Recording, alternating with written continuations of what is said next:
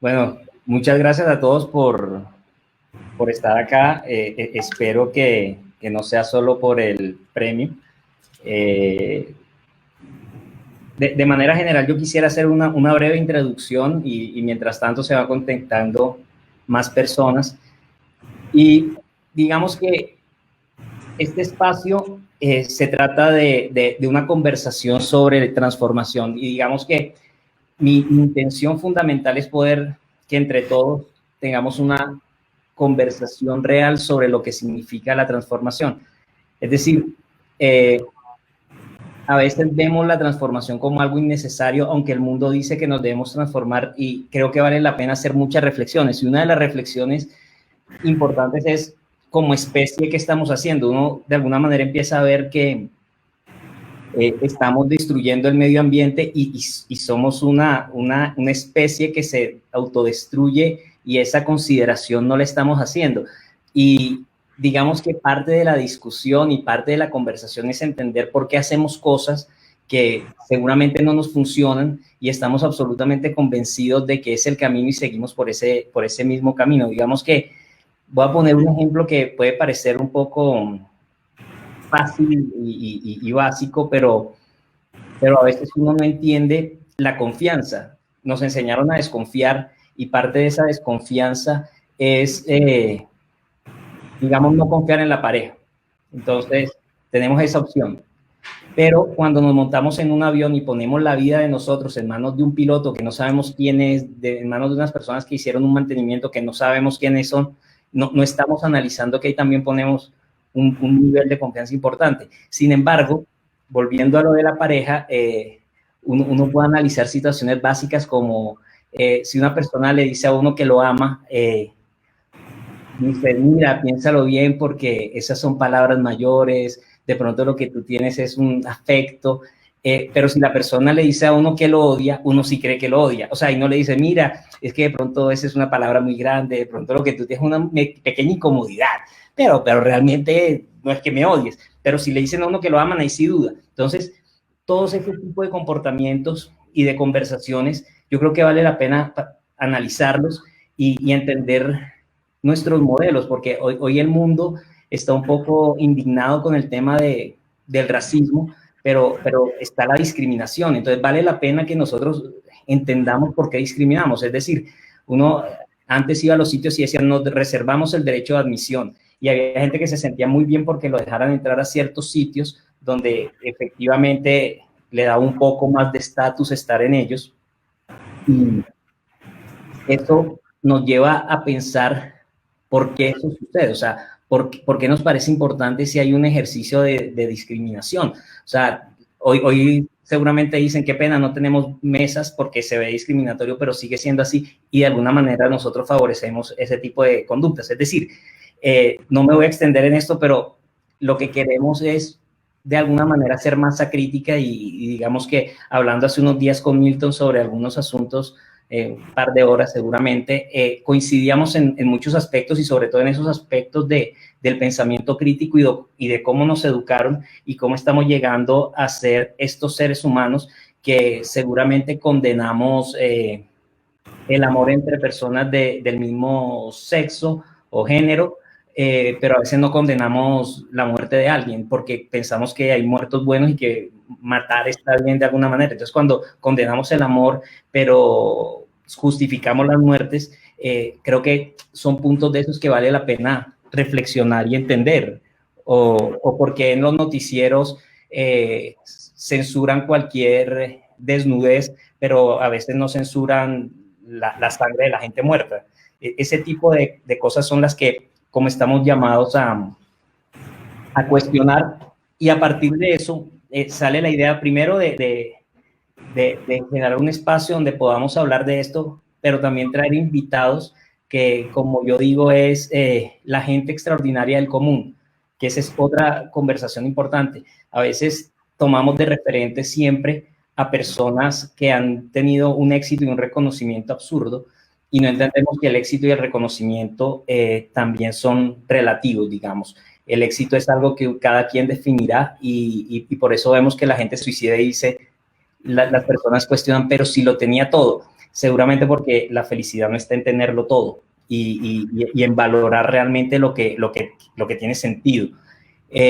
Entonces, cuando digo la extraordinaria gente del común es porque quiero traer, inicialmente serán amigos y muy cercanos, pero queremos empezar a poder conversar con personas que realmente han entendido la vida desde varias perspectivas, y yo creo que a partir de la conversación que vamos a tener con Milton el día de hoy, vamos a entender muchas cosas y sobre todo paradigmas, porque creo, y seguramente este es el espacio donde cuestionaremos ciertas, y sobre todo yo creo que ese es mi rol, ya ahora me callaré, pero el rol un poco es cuestionemos los paradigmas, porque a partir de paradigmas y de prejuicios y de creencias, a veces hacemos la vida mucho menos feliz, porque partimos de algunas referencias que nos enseñaron y que nunca cuestionamos.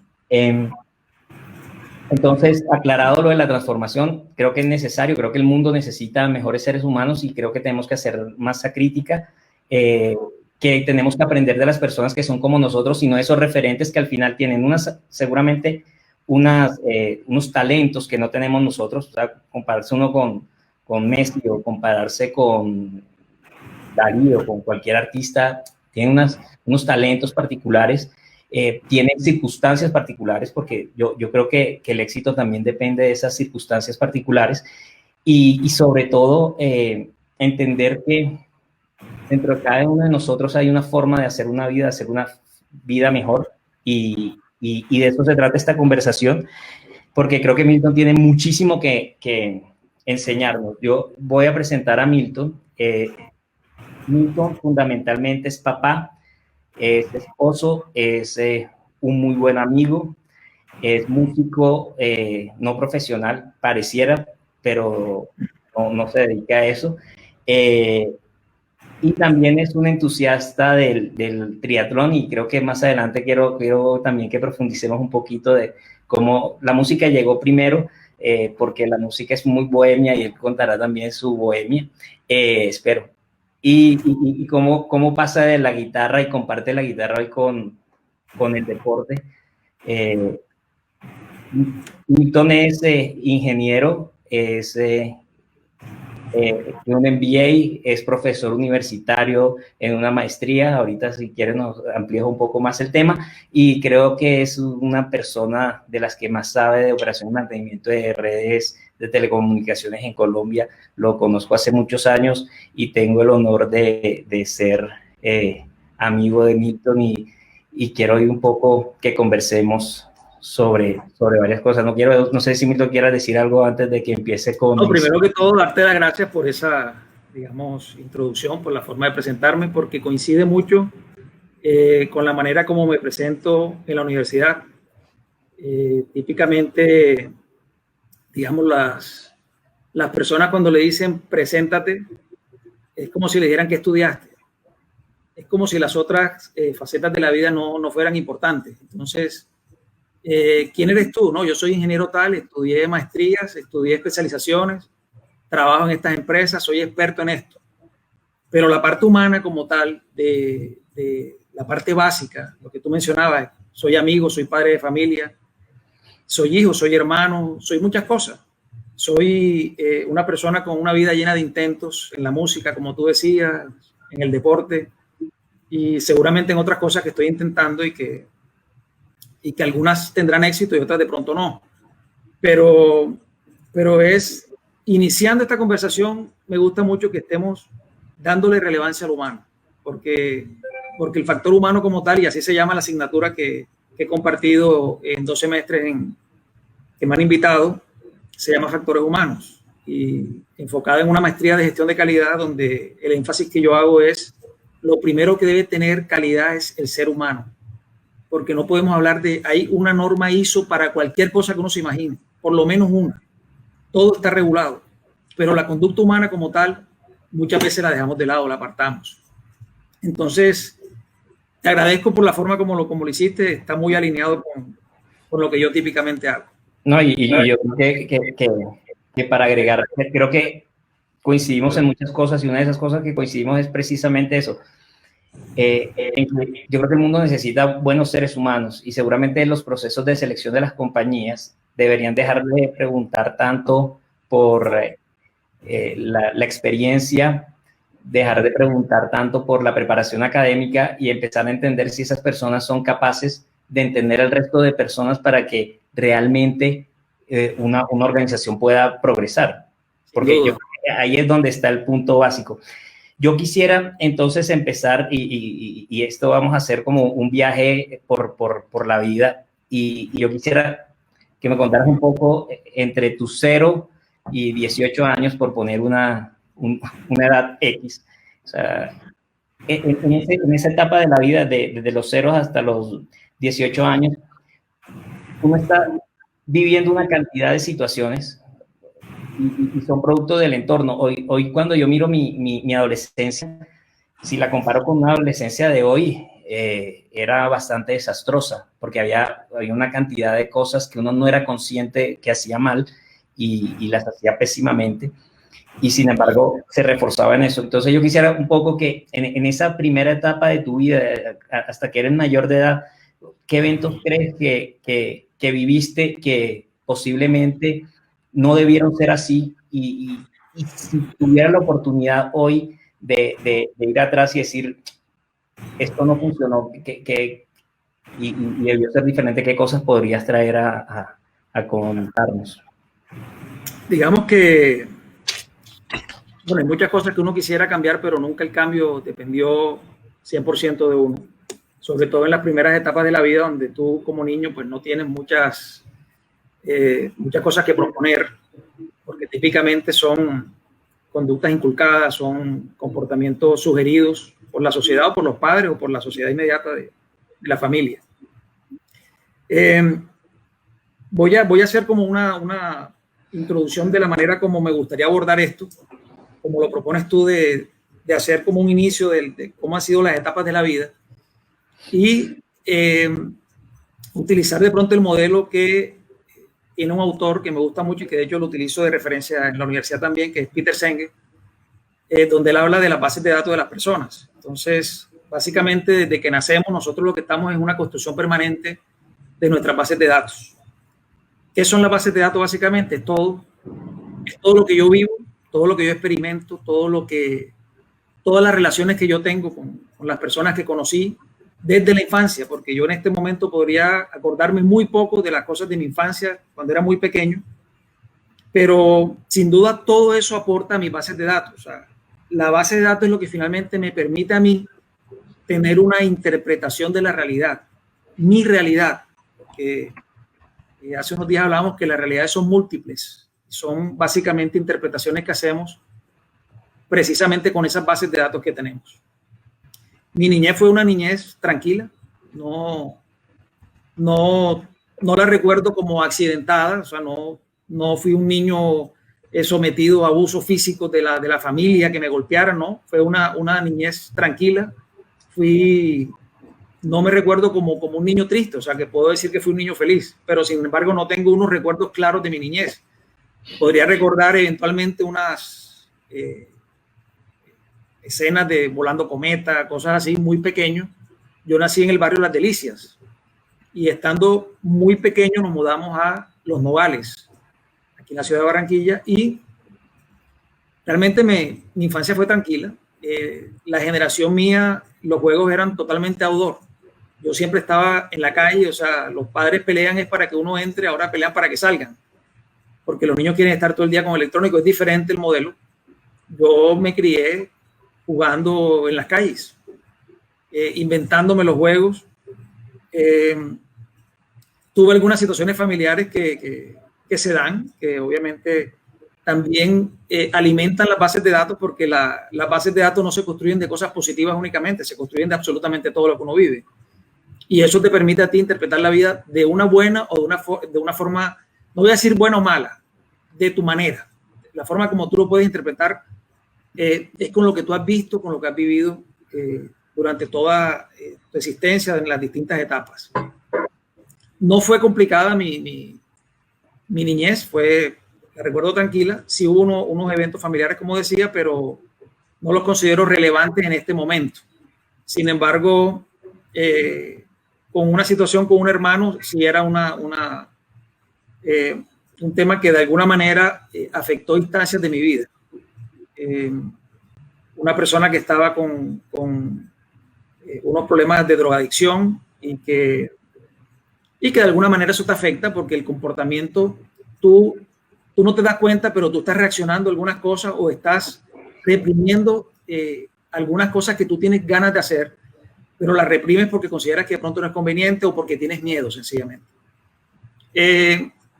Con el tiempo uno enfrenta los miedos. Yo esa situación particularmente, y la recuerdo porque fueron escenas complicadas de nuestra vida, pues lo digo por mis hermanas también, donde se daban situaciones de violencia, de violencia o de intentos de violencia verbal o situaciones muy, muy, muy fuertes. Y llega un momento que, digamos que los seres humanos tenemos límites. Yo recuerdo el día que enfrenté esa situación por primera vez, porque yo estaba en la sombra del miedo. Yo no me quería enfrentar a esa situación y tenía miedo, literalmente tenía miedo. Un día no soporté más la situación y pues lo enfrenté. Y fue enfrentarse a una situación que tenía acumulada muchos años. Entonces la reacción no fue la mejor, la que hoy yo utilizaría, pues, porque de los aprendizajes que tengo de esa época es que a los golpes no entra nada, o sea, no es el camino. Y en la sustentación de la tesis de maestría yo utilicé una frase que me surgió en ese momento que yo decía que la mejor forma de llegar a la cabeza de las personas es a través del corazón. Eso lo aprendí con el tiempo, pero en ese momento estaba, digamos, muy primitivo, utilizando no el cerebro racional, el neocórtex, sino que estaba utilizando algo más básico, más emocional. Nada más para que podamos ir cerrando esos dos puntos. Entonces, uno, ¿tú crees que, y es como para ir dejando conclusiones, la drogadicción hoy, tú la ves como un tema que uno debe entender a la persona como un agresor, como una persona que deliberadamente decide afectar a una familia, o hoy lo entiendes como una persona diferente? Lo entiendo muy diferente hoy, Chavo, y precisamente esa es la palabra que utilizo yo ahora. En ese momento no lo entendía así. De hecho, sentía que no era correcta la forma como se manejaba la situación del yo, siendo una persona, no sé, 14, 15 años, un poco más después. Hoy día lo entiendo que sencillamente él no quiere estar así, porque lo recuerdo en algunos pasajes donde no estaba, digamos, afectado claramente por esa condición y era una buena persona. Entonces, básicamente era algo que gobernaba su voluntad o que gobierna su voluntad y no es una enfermedad. Es una enfermedad, es algo que está por encima. Yo creo que para que sigamos en otro punto que es importante, yo creo que ahí lo que vale la pena ver es cómo uno tiene tan poca información, y me corregirá si no es mi conclusión la adecuada, uno tiene tan poca información en la adolescencia y nos educaron con tan poca información. Estoy tratando de concluirlo, o sea, con lo que tú has dicho, tratar de concluir algo que de alguna manera el manejo y el enfoque que uno le dio en la adolescencia y en la infancia, muchas cosas, era un enfoque a partir de esa información que tenían, pero también era una información equivocada. O sea, en la medida que todavía cuestionábamos a las personas que son víctimas y que sufren, correcto, sufren un peso que es igual o peor al que sufre la familia, pero al final no es culpa de uno haberlo visto así, pero sería culpa de uno hoy no cambiar el enfoque teniendo mucha más información, ¿no? Sí, no, sin duda es así, Chavo. No, digamos que era poca información lo que había. Uno era viendo la consecuencia de una condición que existía y yo atacaba la consecuencia, que era él dentro de su enfermedad, pues actuaba de una manera. Claro. Pero yo no estaba aportando y no aporté nunca nada favorable para que eso fuera diferente. Y eso es algo que dentro del proceso que yo hago de análisis retrospectivo de qué ha ocurrido, yo digo, yo pude actuar diferente ahí. Sin duda.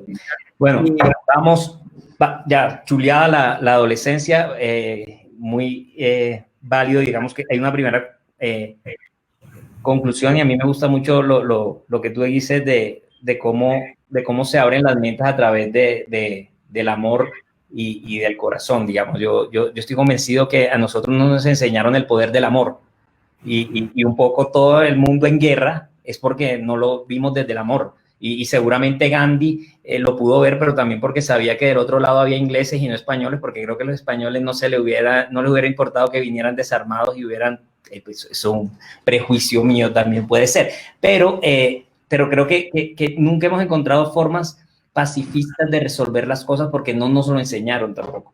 Llegó la adolescencia, fuiste a la universidad, estudiaste, te fue bien, para resumirlo, porque el tema iba bien, usted no era como yo. Entonces, hay gente, uno se tiene que volverse amigo de la gente que tiene lo que uno no tiene. Este man tiene inteligencia y talento, y le fue súper en la universidad. ¿Qué empieza a pasar cuando sales de la universidad y te toca trabajar? Primero Tacoto ahí que sobre el tema de la violencia, hay como 5.000 años de historia escrita de la humanidad. Y solo como en 300, 500 años no se habla de guerra, o sea que nosotros somos expertos en matar desde siempre, ¿no? La universidad fue una de las épocas chéveres de mi vida, la recuerdo muy, digamos, ocurrieron muchas cosas muy buenas, tuve muchísimos aprendizajes y no solo me refiero a las aulas de clase, sino a todo el relacionamiento que tuve y todas las experiencias que tuve. Digamos que ingresando a la universidad, digamos la transición del colegio a la universidad en el primer semestre, segundo semestre, uno mentalmente no es tan diferente al colegio. Tú llegas siendo un adolescente que se cree que ya está grande y realmente no está grande, o sea, sigue siendo chiquito uno.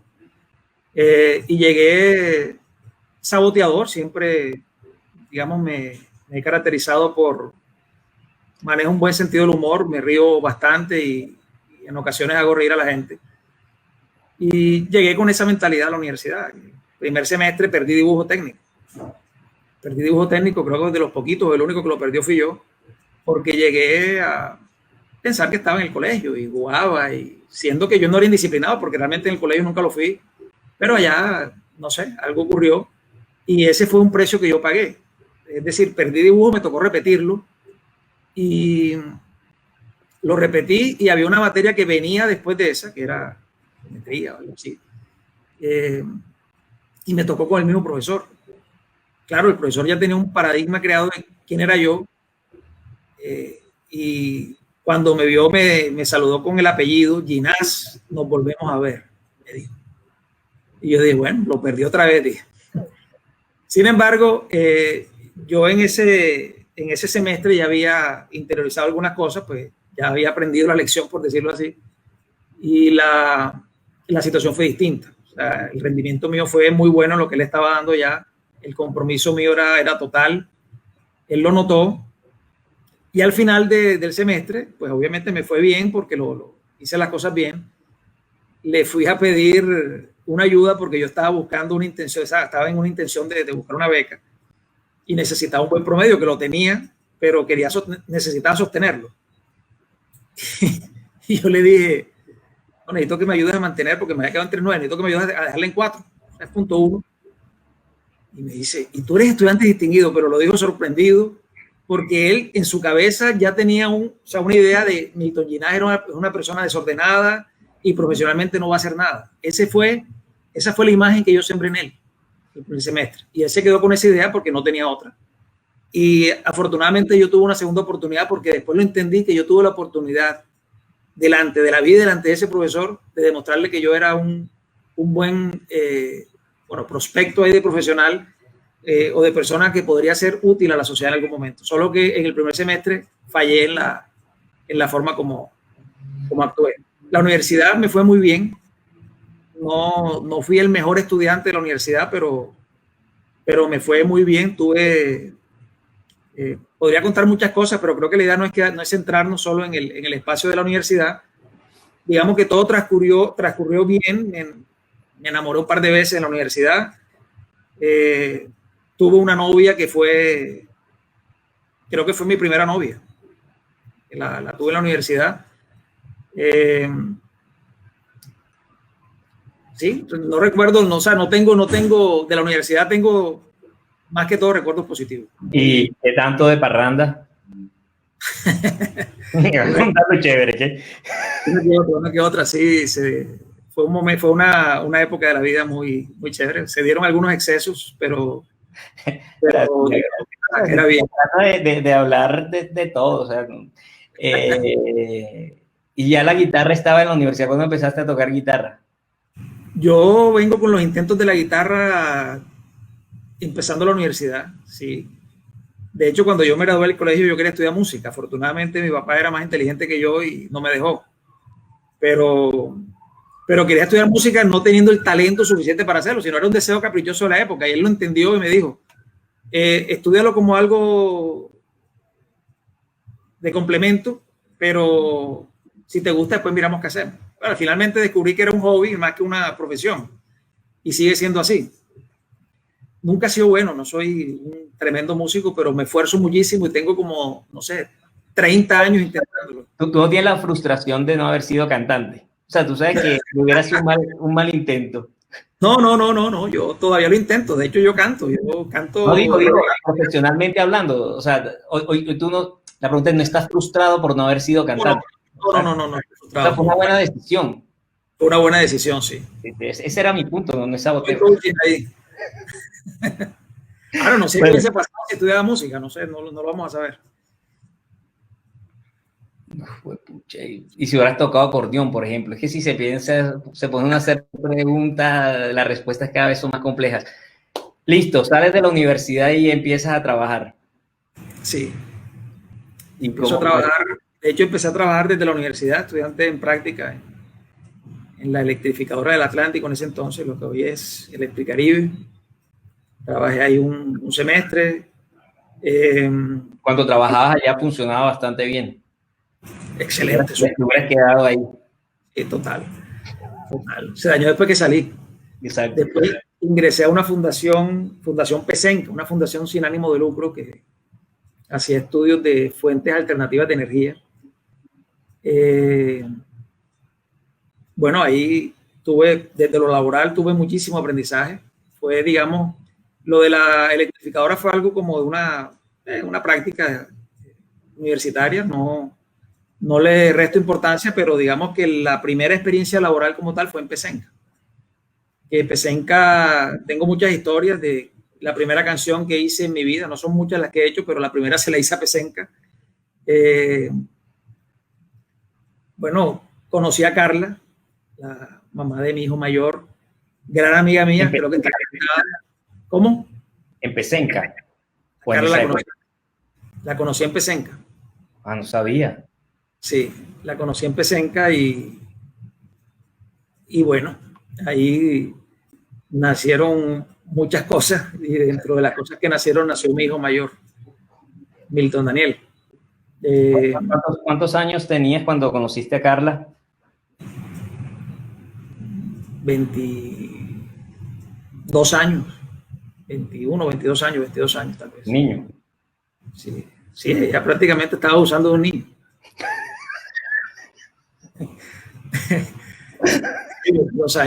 22 años. Ocurrió que después a los 23 ella quedó embarazada. No sabemos cómo ocurrió, pero quedó embarazada después teníamos como un año de estar, como decíamos en la época, de estar de amores. Duramos un año. Las mujeres tienen mejor memoria. Ya dijo que 22, ya está quedando ahí, sí. No era tan chiquito. Por eso, era casi un menor de edad, Además que ella es mayor que yo, entonces fui un niño abusado en ese momento, un adolescente abusado. Quedó embarazada, decidimos casarnos, ella en algún momento me sugirió que no lo hiciéramos. Yo tenía dentro de mi paradigma que lo correcto era hacerlo. Y de alguna forma, dentro de las cosas inculcadas por todo el tema de quizás la escolaridad, el colegio de sacerdotes, pues hay cosas, hay ideas que quedan muy bien puestas. Y dentro de la responsabilidad que siempre me inculcaron en el colegio y en la familia. Entonces, sentía que era lo correcto y decidimos hacerlo, nos casamos. Era tu responsabilidad. Era mi responsabilidad. De hecho, en su momento, recuerdo palabras de mi madre, cuando le conté la historia, pues le conté la situación, ella me dijo, ¿y te vienes para acá? Pues ahí tienes tu cuarto, me dijo. En la casa, y le dije, no vengo para acá, yo voy a intentarlo primero por mis propios medios. Si algún día me toca volver, pues volveré, ojalá no ocurra. Gracias a Dios nunca tuve que volver a la casa. Digo gracias a Dios es porque funcionó la independencia de alguna manera y logramos salir adelante entre los dos. Tuvimos momentos muy difíciles, Chago. Cuando Milty nació, ya yo tenía 24 años. Pues Milty nació el 10 de abril del año 95. Y nosotros, digo nosotros porque los dos trabajamos en la misma empresa, nos quedamos sin trabajo al tiempo, simultáneamente, porque la empresa se fue a una situación de quiebra, una fundación que no funcionaron las cosas y nos quedamos sin trabajo. Y fueron un par de meses muy difíciles, y digo un par de meses porque la cosa es impresionante, 2 meses sin recibir nada, donde tu único fuente de ingresos pues es tu trabajo y de repente no tienes, y de las dos personas. Que de ahí, yo hago un paréntesis cortico, qué pena, pero es que de ahí sale la primera canción de Milton que era reclamando su quincena. Ya, sí. Quedó aclarado el tema ahí. A los meses me llegó una visita inesperada de un amigo a decirme, ahí están buscando una persona de tu perfil en Celcaribe. Y yo te digo que estaba cansado de entregar hojas de vida en todas partes. Yo llegaba a las empresas sin ningún tipo de preámbulo. Yo llegaba con mi hoja de vida, entregaba. Seguramente no hacían nada con eso. Pero la desesperación de tener a un bebé recién nacido en la casa que demandaba muchas cosas, además de los servicios y todo lo demás.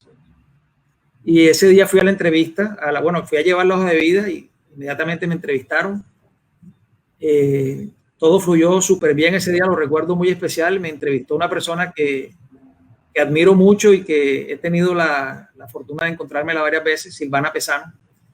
Ella me entrevistó, siento que me fue muy bien en la entrevista, fue muy fluida, la recuerdo con mucho agrado. Ese día me dijo, vamos a esperar que llegue el vicepresidente. Llegó el vicepresidente, hablamos con él, llegamos a un acuerdo de precio, inclusive me ofreció un poquito más de lo que yo le dije. Y le pregunté que cuando empezaba, me dijo, ya empezaste. Yo te digo, de los momentos felices que yo recuerdo fue ese día. Porque era el día de volver a la normalidad en cuanto a que voy a tener los recursos para la familia, porque era algo que me mortificaba todos los días. Y ese día empecé una trayectoria de todo este tema que ha sido las telecomunicaciones en mi vida. Eso fue un día de junio del año 95. Y son 25 años ya trabajando en telecomunicaciones. Digamos que he conocido la historia de las telecomunicaciones en el país. Digamos que inició en el año 94, pero como servicio en el 95. Y he tenido toda la transformación tecnológica que ha habido a lo largo de la industria de las telecomunicaciones, lo que se refiere a telefonía celular. 8 años en Celcaribe y ahora 17 años trabajando entre Tigo y Huawei en un proceso de sustitución patronal que hubo. Listo. Yo ahí quisiera preguntarte algo. Y es porque es parte de la historia, pero yo quisiera entrar a un punto de la historia importante y es, nace Milty, estás casado con Carla, has trabajado todos estos 25 años en telecomunicaciones, en el área de redes, pero bueno, ¿qué pasa ahí en tu vida? O sea, ¿qué pasó con ese matrimonio? Bueno, Carla es una mujer excepcional. Carla es gran amiga mía. De hecho, nos llevamos mucho mejor después que nos separamos, pero básicamente las cosas no funcionaron bien porque se dieron en una época de la vida que no era pienso que la adecuada. Así lo interpreto yo. Mentalmente no estaba preparado para ese reto. Creo que a veces nunca lo estamos, pero ya uno lo afronta de una manera diferente. Uno lo entiende distinto. Y en ese entonces se dio una situación particular, y es que lo que fue una bendición, digamos, desde lo económico, porque teníamos una estabilidad ya con el trabajo pues nuevo en Cel Caribe, que después inició como un tema temporal, después se dio algo fabuloso, que metieron muchísima gente cuando yo ingresé, y al final sacaron a todas las personas y solo quedé yo, de las personas que ingresaron, a hacer lo que yo estaba haciendo. Entonces me hicieron ya un contrato vinculado directamente con la empresa, término indefinido, no era por prestación de servicios, y yo comencé a viajar muchísimo con la empresa. Me daban todos los recursos para yo estar viajando en la costa, pero haciendo interventorías de obra, y ahí se dio un desprendimiento, digamos, de la relación de pareja. Eso creo que afectó bastante, y bueno, se dieron algunos momentos de los cuales no me siento orgulloso, pero que fueron dañando poco a poco la relación con Carla, y al final pues ella decidió que ya no quería estar conmigo, porque finalmente yo, digamos, que acumulé muchas cositas que no eran soportables en el tiempo, y que ella correctamente decidió que no. Digo correctamente porque quizás entendiéndolo ahora, lo que ella pudo experimentar, de pronto yo digo que un ser humano medianamente racional hubiese tomado la misma decisión. Sin duda. Sí. Sin duda es porque yo tengo más información que el público que nos ve. Pero una pregunta, de ese momento de la vida puntual es, ¿qué enseñanza? O sea, ¿qué es lo que tú dices? O sea, finalmente yo me equivoqué en esta área, porque lo está reconociendo de alguna manera, pues muy estudiado, pero sabes que yo cometí ciertos comportamientos, me alejé de la familia, de alguna manera hice, pues, le dan uno todos los recursos, uno joven, con plata, sí, viajando, pues no lo supe manejar, y pues no vale la pena entrar en esos detalles, pero ahí, digamos, si lo miras hoy, ¿qué le cuestionarías a ese Milton de ese momento? O sea, si tú fueras el llave, el amigo de Milton de ese momento, tú le dices, o sea, ¿qué es lo que dice? O sea, ¿por qué yo, si soy un man inteligente, y no lo digo porque tú lo estés diciendo, sino lo estoy diciendo yo porque te fue muy bien en la universidad, porque trabajando te digo muy bien siempre, lo cual es desde siempre, en ese momento cuando viajabas, tú cumplías con tu trabajo? Es que yo creo que hay cosas, yo no sé si a ti te afectó esa canción, pero hay una canción muy linda que dice que el hombre que trabaja y bebe, déjenlo gozar la vida. Y uno creía de alguna manera que después de que uno cumpliera con sus compromisos laborales y económicos, el resto era otra cosa. La música tiene que ver algo. ¿Cuál sería como tu reflexión respecto a ese momento de la vida? Lo que pasa, Chago, es que digamos que el ser humano que yo soy hoy, en parte se lo debo a ese ser humano que fui antes, porque digamos que los errores que yo cometí antes, que fueron muchos, también me ayudaron a entender mejor la situación hoy. Desafortunadamente no tenemos una segunda oportunidad de volverlo a hacer, y si lo hiciera diferente, no sé en qué me convertiría hoy, no sé cuál sería el Milton de hoy, pero si se diera ese escenario, esa escena hipotética, pues yo le invitaría a ser un poco más racional en lo que es entender la temporalidad de las cosas, la temporalidad de las emociones, y las emociones básicas me refiero, no las... Sí, la animalidad que llaman algunos autores como Sócrates, pero la pregunta exacta, y seguro no la formulé bien, es ¿qué crees que dentro de la educación o de la información esa que estás hablando desde el principio de la conversación recibiste que te impidió hacer ese análisis? O sea, ¿por qué crees que en ese momento justo de la vida no pudiste tomar la mejor decisión? O sea, tú no encuentras algún elemento que tú digas, fundamentalmente era o sea, no quiero poner ejemplos como para no forzar la respuesta, pero... No es que no es forzar la respuesta, porque digamos que, bueno, yo jamás me arrepentiría digamos, de la situación de mi hijo, por supuesto. Es obvio.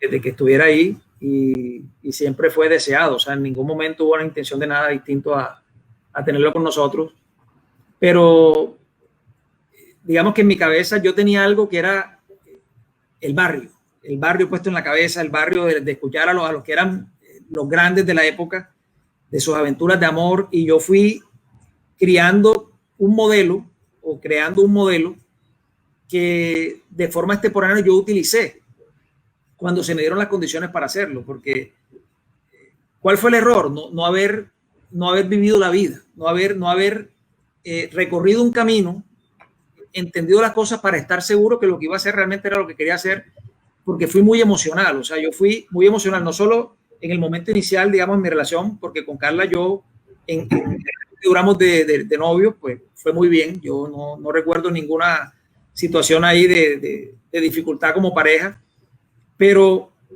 cuando se me da a mí la situación de abrirme yo al mundo, y el mundo me refiero a la costa atlántica, no estoy hablando de salir de continente, sino de salir de la casa y de viajar y de tener dinero en efectivo y condiciones de movilización, tener un carro, o sea, en el año 95, tener un teléfono celular, cuando tú pagabas en el año 95 3,000 pesos por minuto, del año 3,000 pesos del año 95, que era una fortuna hoy.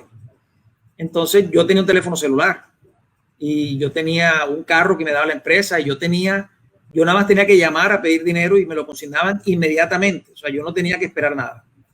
Entonces, con el tiempo me fui dando cuenta que me fui enviciando en un estilo de vida y fui perdiendo el control. Es que yo perdí el control.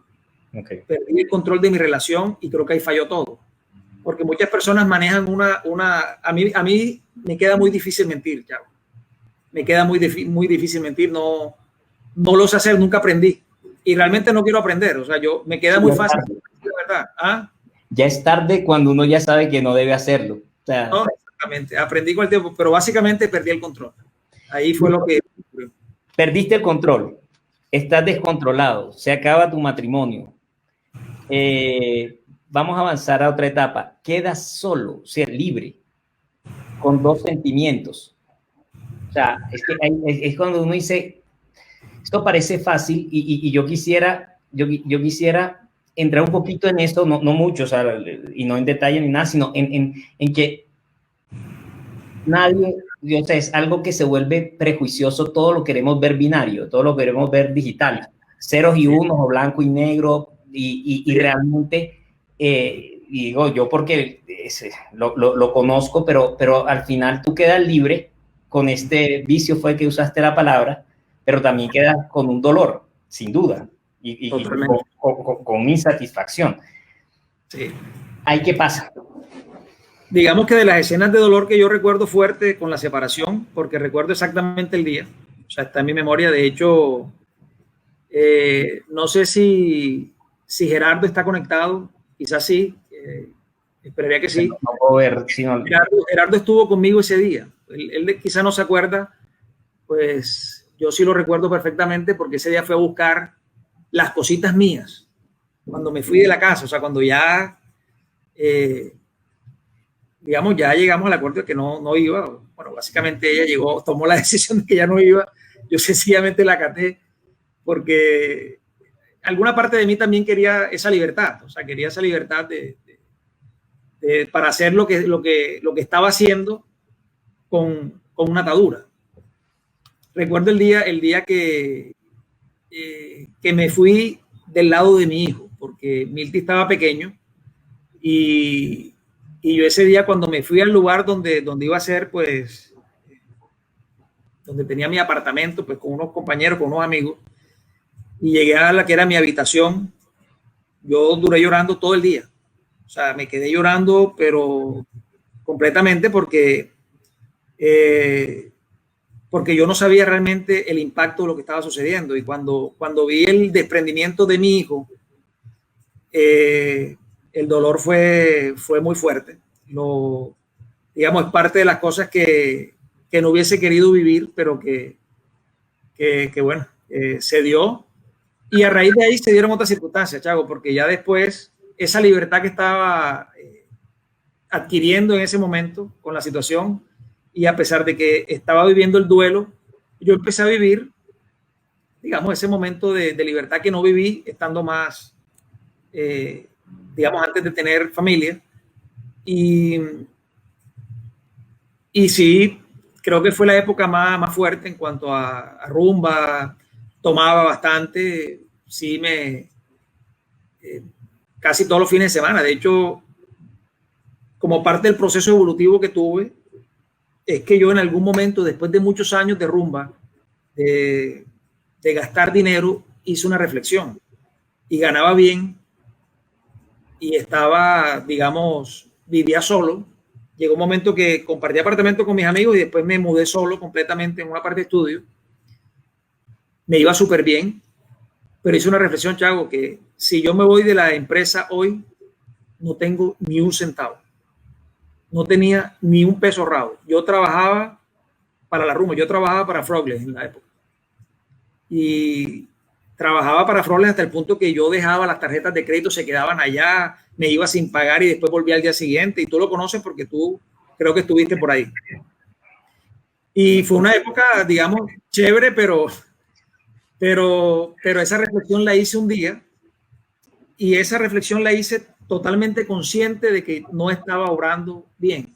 Fíjate que yo hice la pausa de Frogles nada más, y digo Frogles porque era un sitio muy chévere, creo que sigue siendo, hace muchos años que no volví. Sí, lo que pasa es que hay que tener 20 años menos para ir uno tranquilo. Yo creo que es que ya también va pasando el tiempo. Pero hice la pausa y empecé a ahorrar y me compré un apartamento. Me lo compré con un año de dejar de rumbear, o sea, iba muy esporádicamente, no es que no volví jamás a eso. Lo hice muy esporádicamente y digamos que gracias a esa reflexión que hice algún día, pues pude comprarme un apartamento que lo conservo todavía el día de hoy y que ya está pago. Qué bueno. Voy a hacer un gran paréntesis porque creo que hay un tema importante que vamos a hablar, que es complejo y difícil, más para ti que para mí obviamente, pero para mí no deja de ser complejo. Pero vamos a hacer como vamos a correr en el tiempo. Tú estás enrumbado, dejas de ir menos a Frogles, pero sigues enrumbado. Menos, más juicioso, pero la rumba está ahí y la vida chévere está ahí. Y pasan los años y vienen tus hijos, pero hay un punto que a mí me llama la atención hace unos años y yo quisiera que contaras un poquito de eso. ¿Cuándo empiezas como realmente a decir, sabes qué? Llegó el deporte a mi vida, por ejemplo? ¿En qué momento o sea, vas haciendo conciencia a medida de que me parece que es válido y un poco creo que lo que deberíamos buscar aquí es esa invitación de que la gente se dé cuenta que cuando de pronto alguien te conoce hoy y seguramente dice, bien, o sea, da clases, estudió, tiene un trabajo, una familia, tal, y la gente chulea eso como si ese camino no se construya a partir de haberse uno equivocado. Totalmente. Es que Yago, yo te decía que el Milton de hoy en gran medida se debe al Milton de los errores del pasado. O sea, el Milton del pasado que cometió muchos errores. Lo sigo cometiendo, yo cometo muchos errores todavía, pero he desarrollado pensamiento crítico todo el tiempo. No, digamos, no me trago las cosas enteras, no trato de ir un poco más allá de lo que está ocurriendo. Digamos que yo empecé con el deporte por curiosidad, por moda tal vez en algún momento, que la gente empezó a correr y saludos a mi hermano Walter. La gente empezó a correr, yo no he sido sobresaliente en el deporte, lo que sucede es que la gente no ha entendido la evolución deportiva. Yo empecé a correr muy mal, no es que sea bueno ahora, pero digamos que he evolucionado un poquito, pero la gente no entiende que yo gano todas las carreras. Y no porque llego de primero, porque siempre estoy llegando dentro de los últimos. Pero yo gano todas las carreras porque es que mi planteamiento en la carrera es diferente. Yo no estoy pensando, en llegar de primero en tiempos. El deporte se fue transformando también con la evolución de mi vida y concretamente en los últimos 2 años, ya, más fuerte, porque yo empecé a hacer atletismo, yo corría únicamente el running y en algún momento cuando llegó la franquicia de Ironman a Colombia, yo hablando con con Milty, yo le dije, ahí sería bacanísimo que hiciéramos eso. ¿Ya? Sería muy bacano hacer un Ironman. Por supuesto, él se motivó muchísimo. Lo estábamos hablando, ninguno de los dos sabía de qué se trataba un Ironman. Y estamos hablando de un half, que es nadar 1.9 kilómetros, o sea, 1.900 metros nadando, 90 kilómetros en bicicleta y 21 kilómetros corriendo. Son en una prueba de triatlón, es secuencial pues las tres disciplinas. Pues yo lo veía como retador, pero nunca lo vi imposible. Sin embargo, las distancias que corría yo eran hasta 10 kilómetros. Eventualmente 11, 12, no llegaba, o sea, nunca llegué a un 15 cuando yo hice ese planteamiento de vamos a correr un Ironman. Creo que había hecho ya una media maratón quizás. Sí, la media maratón, la primera la hice creo que fue en el año 2016. Y empezó la evolución, dejé, digamos, el trago como tal de tomar. Yo realmente no, yo podría decirte que no soy tomador, yo no tomo, realmente no tomo, muy pocas veces, pero muy contadas ocasiones tomo, y a veces me siento un día de cumpleaños y tomo bastante ese día, pero que yo te diga que yo salgo a tomar, no salgo a tomar. Yo puedo estar en un lugar y no me tomo ni un trago, porque a pesar de que la gente se lo pueda estar tomando, porque yo sé que el día siguiente tengo que entrenar. Entonces el triatlón tiene una circunstancia, y es que como yo estoy pues trabajando horario de oficina, me toca jornadas muy pesadas, desde las 3:30 de la mañana levantarme, hacer bicicleta, después ir a las 6 de la mañana a trabajar pues a la oficina, y después regresar y en la noche salir o a correr o a hacer natación. Y esos son todos los días de la vida, descansando eventualmente un solo día. Y es bastante desgastante, es retador. Por eso te digo que yo gano todas las carreras, y las gano es precisamente porque me inscribo, participo, compito y las termino, en la circunstancia que sea. Y en circunstancia que sea, hice una maratón, full maratón, 42 kilómetros en Medellín. Duré 6 horas, y lo digo con orgullo, porque para un corredor sabe que 6 horas es obviamente un tiempo para no sacar pecho, pero yo lo digo con orgullo porque no son muchas las personas del mundo que se atreven a terminar una maratón en el tiempo que sea, caminando, gateando, como la termine. Y la pude terminar. No fui el último, fíjate, no fui el último. Llegué antes que varias personas que compitieron, y por supuesto llegué mucho antes que los que ni siquiera se inscribieron. Entonces, digamos que el deporte se transformó de hacerlo empírico, después de volverlo un sueño que nació un día y que no le di tanta relevancia a ese sueño cuando lo hablé con Milty, pero cuando se dio una situación con mi hijo, que la comentaremos ahora, que me dejes ahí la entrada, o si quieres que lo hablemos, yo lo vi como una meta que tenía que cumplir. Okay. Ya, una meta que tenía que cumplir, y por la que me estuve preparando realmente. De hecho, este año me inscribí. En enero me inscribí. El Ironman era el 6 de diciembre, pero habían otros planes en el que tiene el control, y decidió que este año yo no iba a competir ninguna, aun cuando en enero yo dije, este año voy a participar en todas las carreras que haya. Los chinos siempre presentes en tu vida. Bueno, entonces, digamos que es claro, y quiero hacer aquí como hacer donde esta conversación empieza a cambiar y hacer otra conversación, pero quería esta primera parte de la conversación, yo lo que quería era, de alguna manera, y no lo contamos, pero lo dije yo al principio, o sea, Milton es una persona que muy temprano se casó, que tuvo un matrimonio que por su inmadurez no dio resultado, luego tuvo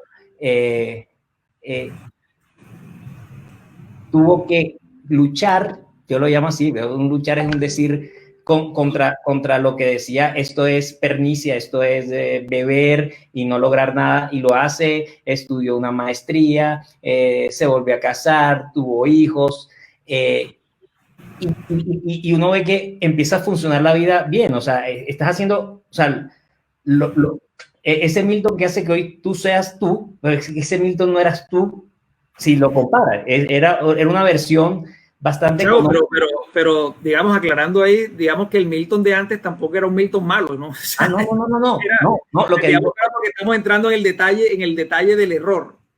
y lo quiero, y estoy siendo totalmente transparente, no estoy ocultando nada, estoy diciendo las cosas como son. Pero digamos que yo siempre me he considerado una buena persona. Sin y de duda. hecho, algunas de las cosas que no funcionaron bien en mi vida es porque he sido muy buena persona. Y eso no lo voy a cambiar. ¿Ya? No, porque sin siempre duda. he creído que a pesar de que las decisiones pudieron haber sido diferentes, no las juzgo porque cada quien utiliza sus bases de datos, como lo dije al principio. Yo interpreto la realidad con lo que tengo. Y yo no sé qué tiene la otra persona, porque yo conozco solo una parte de sus bases de datos. Y esa es la situación que nos complica en el relacionamiento, digamos, interpersonal. Y es que yo juzgo por lo que yo tengo, pero yo no sé lo que la otra persona tiene y no me esmero en entenderlo. El Milton de ahora intenta eso. Yo trato de entender. Yo antes no lo intentaba, Chago. No lo intentaba porque yo tenía una posición, en ese entonces no hablaba de bases de datos ni tampoco tenía la conciencia que podría tener ahora más desarrollada de algunos aspectos, y de pronto algunos errores se pudieron evitar. Pero sí, de pronto el pensamiento crítico no lo desarrollaba hoy si no lo cometía. Entonces, no, y sin duda, y quiero hacer énfasis en eso porque tienes toda la razón, y de pronto, si así lo percibe peor los que no te conocen, yo claramente digo, reconocer tu responsabilidad, porque la responsabilidad siempre existió, digamos, eso es claro, y lo hemos ido hablando. Es decir, por eso decía, el hombre que trabaja y vive, déjenlo gozar la vida, era porque de alguna manera uno en la cabeza tenía, yo tengo que ser responsable con mis hijos, tengo que ser responsable con el trabajo, y como lo decía yo, y lo reitero, y tú has sido un excelente profesional, un excelente papá, y además, que era lo que quería resaltar en este primer punto, que lo puedo plantear de otra manera para que quede más claro, es, y contra lo que no funcionaba, o sea, porque el ser humano siempre ha sido un buen ser humano sin lugar a dudas, porque si no, no tuviéramos esta conversación realmente, o sea, sería más bien, ¿cómo dejaste de ser un mal ser humano y hoy eres un ser de luz? No, o sea, el buen ser humano siempre ha estado ahí, y de eso no hay, y no quiero que a nadie le quede la menor duda. Lo que quería resaltar era todo lo contrario, es de esas cosas malas luchaste contra eso. ¿Sí me explico? Lo que quiero resaltar es, tú podías quedarte en ese sumacero, en esa idea de que, ¿sabes? Que el que pegue y reza empata, suerte el mundo. O sea, porque, o sea, y lo digo por mí, no quiero entrar a hablar de, porque yo sí tengo muchas cagadas muy grandes. Entonces, realmente no ese es el punto, sino el punto es, hay una persona que es un buen ser humano y que tiene todos los argumentos para reforzarse en eso. ¿Sí me explico? Y hago ejercicio y toco guitarra y soy uno de los mejores profesionales que hay y que yo haya conocido, con toda la inteligencia absurda. Es que yo me acuerdo, o sea, voy a contar una infidencia sola, pero a verte a ti contestar un teléfono a las 4:30 de la mañana con una ingesta de licor bastante alta y haber resuelto un problema, a esa hora yo decía, esta vaina es de genios. O sea, yo a esa hora no quisiera contestarle a nadie ni llamar a nadie, porque no me daba por llamar borracho, pero, o de pronto sí, no me acuerdo, iba perdiendo unas neuronas, por eso es que no se acuerda, pero digamos que, o sea, lo que reconozco es, nunca has sido una persona que se haya quedado con lo que es, sino que eres una persona que ha ido a combatir lo que considera no es. Lo entiendo y lo resuelvo, lo entiendo y lo resuelvo, lo entiendo y lo resuelvo.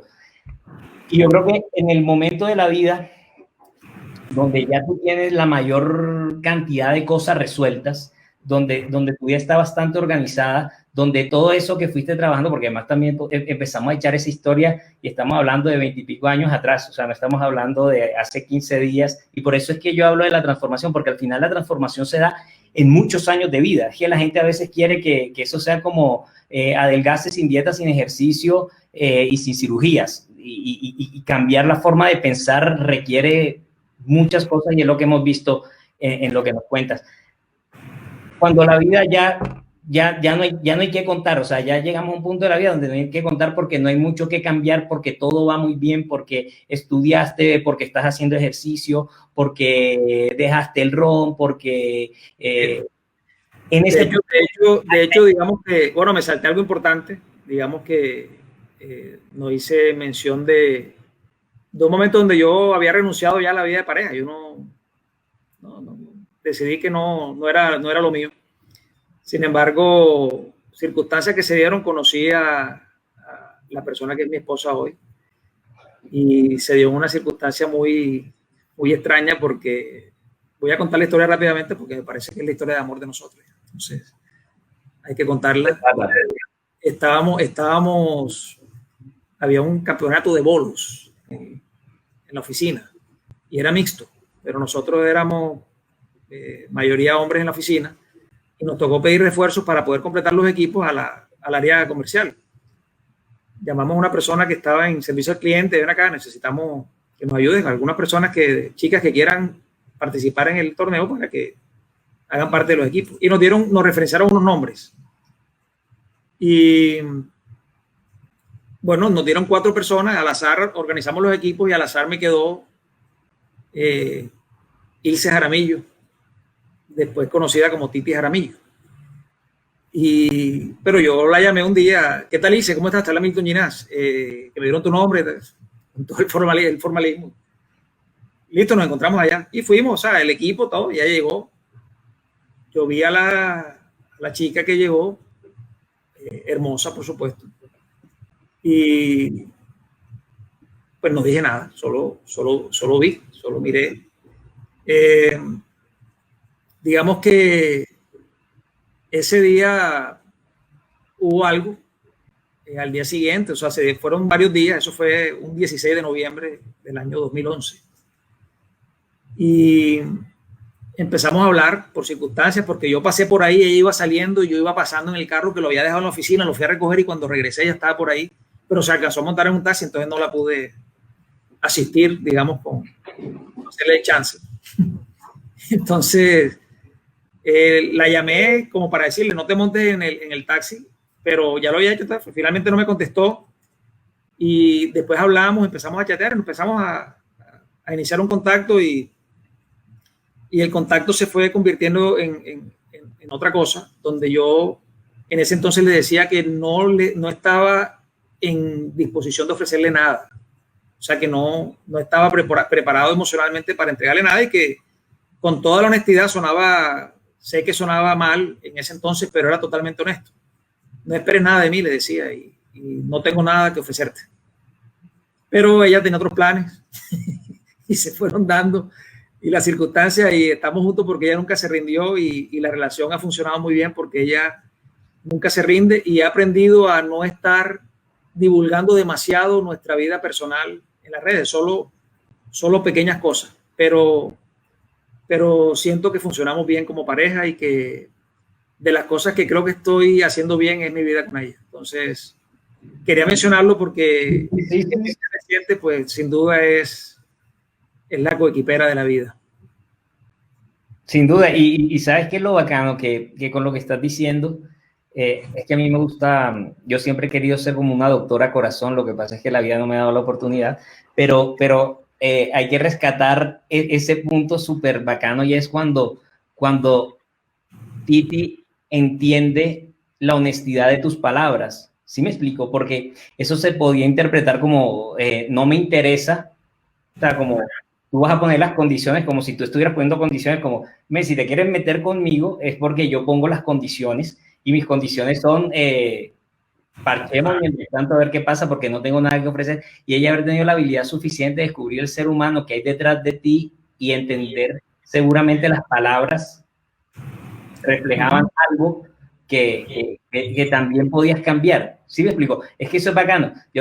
Y con esto termino esta parte y es el amor hace que tú cambies tus posiciones. ¿Sí me explico? O sea, tú tienes una posición clara, mental y lógica, además, porque tu base de datos te indicaba que esta lógica siempre me falla. El algoritmo se rompe. Entonces se sabe que ya tengo que aprender, o sea, y de alguna manera lo entiendo. No sé por qué lo entenderé también, pero lo entiendo. Yo sí sé, pero eso va a ser en otra conversación. Listo. Entonces, enamorado, casado con Titi, y ya cuando hizo todo lo de la vida como lo hace la gente hoy, y yo me incluyo dentro de eso, en algún momento lo hice tal cual, y voy chuleando cosas que la gente piensa que hay que tener, y cuando digo la gente es porque yo nunca lo había pensado, y uno arranca a hacer lo que la gente plantea que hay que hacer, o el mundo, la sociedad, y como digo yo, la personalidad final es una una construcción social y uno termina cumpliendo demasiadas cosas. Entonces, para decirlo de alguna manera, además del ser humano maravilloso, pero además la mejor versión de ese ser humano, ¿qué pasa en tu vida? En ese punto, hay un punto donde todo lo que ya tenías, que era para ponerle el moño, digamos, faltaba el half del Iron Man, y ahí en ese punto la vida hace un corte. Sí. Yo creo que hablemos de ese corte porque creo que es de las vainas más jodidas y yo creo que le puede servir mucho a la gente que a veces se queja por el hueputa tráfico como si eso fuera grave. Totalmente. Y creo que digamos que efectivamente cuando todo estaba perfecto en mi vida, digamos con un nivel de perfección más alto que lo que hubiese esperado, me tocó vivir algo que me tocó vivir. Sencillamente se dio. En diciembre del año 2017 fue un momento muy feliz porque Milty se graduó de la universidad y estuvimos en Tampa acompañándolo en ese día tan especial y para él, para nosotros, no cabíamos del orgullo. Muy felices, duramos unos días en Tampa acompañándolo, estuvimos en la ceremonia, magnífico, nos quedamos allá pues compartiendo con él ese diciembre y en febrero, 1 de febrero del año 2018, la historia de felicidad que teníamos se convirtió en tristeza, porque mi hijo me llama ese día a decirme que se sentía mal y que después de un proceso de algo que parecía una gripa, se fue complicando y Carla, al verlo tan mal, decidió sí o sí llevarlo al hospital porque él no quería ir. Y cuando lo llevan, pensando que era una gripa, ¿no? Que el flu, me decía él, le diagnosticaron leucemia. Le dijeron que probablemente que todos los síntomas indicaban que era leucemia. Él, cuando me llamó ese día, a pesar de que yo me considero que soy una persona que generalmente controlo mis emociones, principalmente cuando estoy en la oficina, yo estaba en una visita con el cliente. Afortunadamente con personas que conozco y que quiero mucho, que las conozco hace mucho tiempo, y cuando mi hijo me da esa noticia, pues la palabra ahí es que quedé devastado, totalmente me caí en el piso, me tiré en el piso, me puse a llorar, porque sentí miedo, sentí mucho miedo de estar enfrentándonos a lo desconocido, pero que por referencia uno sabía que no era bueno, ¿verdad? Sabía que era algo difícil de tratar, algo difícil de enfrentar. Al día siguiente me fui a Tampa y comenzamos todo el proceso de recuperación. No te voy a negar, sentí miedo cuando llegué, lo vi en un estado muy, muy mal el primer día, los primeros 2 días, le tuvieron que hacer diálisis, una ictericia severa, totalmente amarillo, pero digamos que la reacción de los médicos fue buena, y digamos que lo que hicieron funcionó bien en esa primera fase, y mi hijo cambió, o sea, mi hijo volvió, o sea, volvió en su semblante, se veía bien, o sea, de hecho, mi hijo tenía cáncer, pero no parecía, ¿no? Entonces, bueno, se dieron un proceso desde ese 1 de febrero cuando ingresó al hospital. Después lo trasladaron a otro hospital que era, digamos, con especialidad en tratamientos de cáncer, que era el Moffitt Cancer Center en Tampa. Y lo iniciaron pues todo el proceso del tratamiento, las quimioterapias, que son un proceso totalmente fuerte, muy, muy fuerte. O sea, es muy difícil ver a la persona que tú más quieres en el mundo enfrentada a eso. Digamos que el proceso tenía altibajos, la cuestión a veces parecía que estaba mal y después se veía súper bien y todo iba excelente. En algún momento estábamos totalmente optimistas. Yo hablaba con Dios bastante en ese entonces. Le ponía la salud de mi hijo y lo veía bien. Yo lo veía que iba evolucionando correctamente. Al final nos dicen que el tratamiento único para esa enfermedad es un trasplante de médula, pues a través de infusión de células madre, que el donante era yo, después de unos descartes que hicieron, y un 7 de agosto hicimos el trasplante de médula, el 2018. Ese día mi hijo se veía hermoso, de hecho cuando salimos él se veía súper bien, se veía excelente. Recuerdo que yo ese día lo rapé, le dije que todo iba a estar bien, que todo iba a estar bien.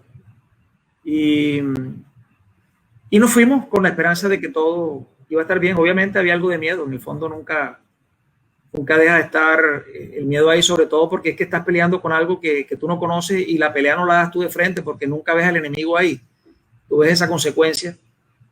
Y no es fácil ver, como dije ahorita, a la persona que tú más quieres en el mundo enfrentada a eso. No es fácil verlo, es difícil dormir cuando tú tienes tantas cosas que se vienen en la cabeza, los recuerdos, los miedos de decir, y si no funciona bien, ¿será que va a funcionar bien? Pero cuando lo veía que estaba súper bien, yo decía, no, tranquilo, todo va a estar bien, yo sé que él va a estar recuperado. Y después al final como que yo estaba hablando de eso, de la situación como si fuera una gripita. Finalmente, bueno, hicimos el trasplante de médula, la situación se dio bien, nos dijeron que había funcionado el trasplante, creo que es engraftment, no recuerdo el término que utilizaron, para decir que ya había pegado la médula, o sea, que ya estaba produciendo células y que digamos que había sido un éxito el trasplante. Yo me regresé a Colombia, digamos que en ese periodo de febrero a octubre viajé como unas 8 veces a Tampa, iba y venía, y digamos agradezco mucho porque la empresa en ese entonces me apoyó muchísimo en todo lo que demandamos como familia para ese proceso. Yo me regresé después del trasplante y a los días Carla me llamó, me escribió, me dijo que Mildy se había puesto mal, que había salido una complicación que era muy improbable, pero que dentro de las cosas improbables le tocó a él. Entonces le diagnosticaron un veno-occlusive disease, que es básicamente una obstrucción del hígado. Y mi hijo empezó a complicarse muchísimo. De hecho, cuando yo fui, ya fue muy poco lo que yo pude interactuar con él. Y de las pocas cosas que él me dijo a mí, que me logró decir, fue una pregunta. Me dijo, papi, ¿tú crees que me voy a morir? Es duro. Duro, y se me enreda la emoción ahora y pues no voy a pedir excusas si algo pasa porque es difícil para mí todavía hablar de este tema, pero digamos que ahí se estrella uno con una realidad cuando tú dices, dentro de las cosas que tú dices, ¿será que va a ocurrir? Y Carla y yo todos los días hablábamos y me tocaba, y digo me tocaba porque yo me iba, porque al principio yo dormía en el hospital, pero en los últimos días ya no tenía mucho sentido porque no me podía quedar con él adentro de la unidad de cuidados intensivos, entonces me quedaba afuera, era incómodo, entonces iba y venía todos los días y ahí alternábamos. Fue un proceso bastante complicado, manejábamos 30 millas en cada trayecto. Yo recuerdo que yo me iba haciendo un rosario de ida, llegaba allá a la capilla y me sentaba y le pedía a Dios, te ofrezco lo que tengo y lo que no tengo, pero que mi hijo salga de esto. Bueno, finalmente mi hijo se complicó demasiado y llegó, digamos, digamos que si hay un miedo infinito, un miedo al que yo pues no le deseo que nadie se tenga que enfrentar, es cuando los médicos, después de agotar todas las instancias y después de un día anterior haberte dicho, no, mejoró un poquito, hay esperanzas, al día siguiente que te digan no hay nada que hacer. O sea, cuando te reúne un médico que está tratando, un grupo de médicos que está tratando a tu hijo, en el que se supone que es de los mejores lugares que hay para eso, y te dice, no podemos hacer nada. Yo inmediatamente me puse a llorar, no no soportaba y no soporto la idea de no tenerlo. Cuando dicen eso, pues arrancaron las 17 horas más largas de la vida. Y es literalmente 17 horas esperando que tu hijo se muera. Así, o sea, esperando que la naturaleza tome su curso, que ocurra muy suave para él. Y digamos que la escena fue fuerte porque yo en medio de todo ese dolor que obviamente se maneja en una situación como esta, yo lo abrazaba, me ponía en su pecho y le colocaba el oído en el pecho, y lo recuerdo porque lo hice muchas veces. Ya, digamos, había una bradicardia extrema, el latido de su corazón era demasiado débil, era mínimo, y yo me aferraba al latido de su corazón como soñando de que de repente empezara a latir fuerte.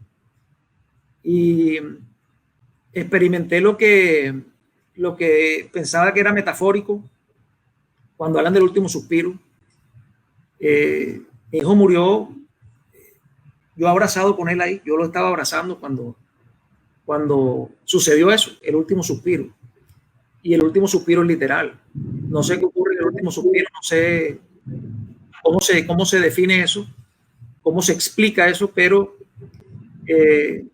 si a mí me preguntas qué es lo más difícil que yo he vivido en mi vida entera, además de ese proceso que ha sido muy difícil, pero lo más difícil de todo fueron las últimas 17 horas. Sí. Y sigue siendo difícil porque, es decir, uno con esta situación uno no lo supera. Esta situación uno indiscutiblemente te convierte en otra persona. No sé si es mejor o peor, yo creo que te convierte en otra persona totalmente distinta. Yo entiendo la vida diferente, completamente diferente desde ese día. Coincidió, una parte del primer grupo de la universidad coincidió cuando Milty estaba en el tratamiento y que las cosas iban bien.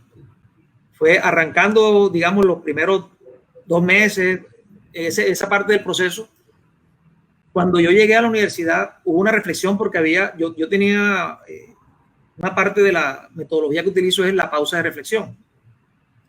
Y la pausa de reflexión era precisamente dar una pregunta no fáctica, con respuesta no fáctica, sino que era para invitar a pensar sobre las cosas que harías. O sea, si tú tuvieras todo resuelto en la vida, ¿a qué te dedicarías? Lo que tú haces, ¿cuál es el efecto? ¿Cuánta vida cuesta lo que haces? Le pregunto a la gente.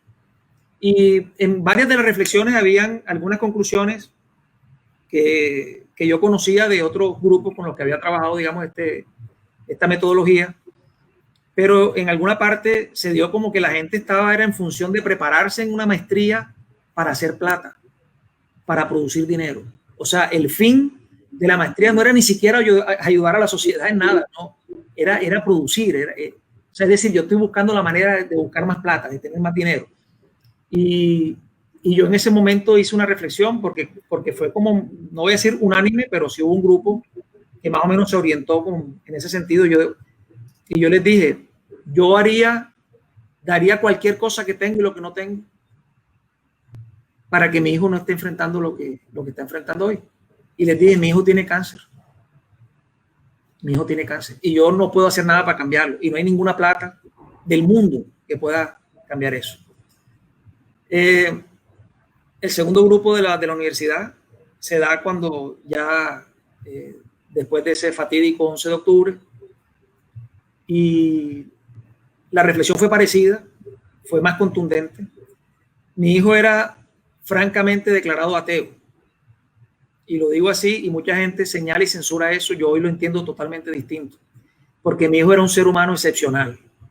Si había algo en Milty es que independientemente de su creencia religiosa, porque nosotros cuando él era niño, él es bautizado, él hizo la primera comunión, pero mi hijo era un excelente ser humano.